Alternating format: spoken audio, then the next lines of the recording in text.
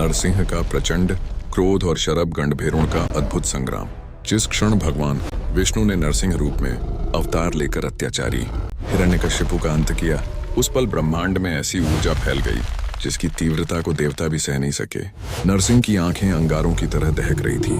उनकी गर्जना अंतरिक्ष की परतें तक चीर रही थी और चारों ओर ऐसा प्रतीत हो रहा था मानो दिशाएं स्वयं कांप उठी हों। हिरण्यकशिपु का वध तो हो चुका था, लेकिन नरसिंह का प्रकोप शांत होने का नाम नहीं ले रहा था। उनका क्रोध इतना प्रचंड था कि लोग त्रिलोक और परलोक तक कंपित हो उठे। देवता घबराकर एक ही स्वर में पुकार उठे, हे नाथ शिव, यदि आपने हस्तक्षेप न किया तो सृष्टि तिनके की तरह बिखर जाएगी। देवताओं की विनती सुनकर महादेव कुछ क्षण मौन रहे, फिर उनकी आंखों में एक गहन दिव्य चमक उभरी और उसी क्षण शिव ने धारण किया अपना सबसे विलक्षण, सबसे प्रचंड और सबसे दुर्लभ रूप, ऋषभ अवतार। एक ऐसा अद्भुत रूप जिसकी कल्पना भी सामान्य मन नहीं कर सकता। शरीर सिंह का, पंख विशाल पक्षी के और भीतर रुद्र का अग्नितांडव। उनके पंख फड़के तो आकाश से अग्निवर्षा होने लगी।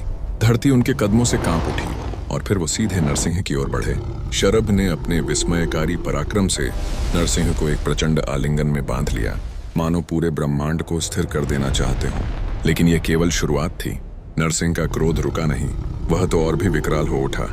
उनकी ऊर्जा का उछाल इतना जबरदस्त था कि शरभ के चारों ओर प्रकाश का भंवर बन गया।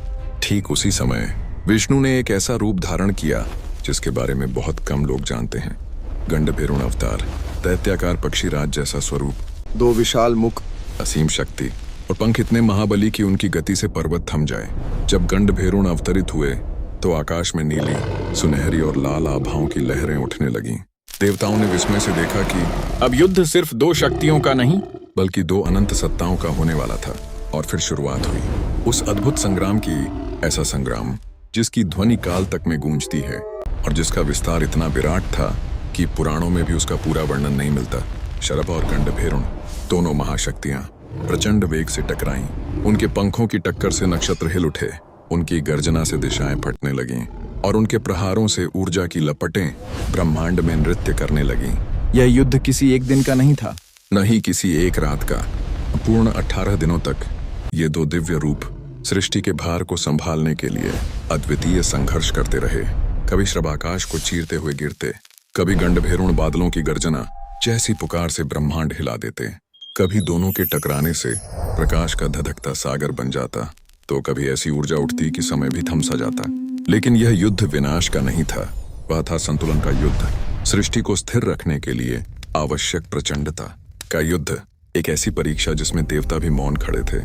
18वें दिन जब दोनों रूप अपनी चरम शक्ति तक पहुंच चुके थे, तभी वह क्षण आया जिसका ब्रह्मांड इंतजार कर रहा था। नरसिंह का प्रकोप शांत होने लगा।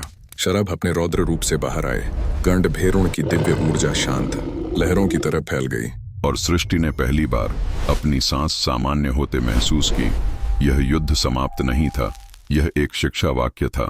जहां अग्नि अत्यधिक बढ़े वहां संतुलन उतना ही आवश्यक होता है।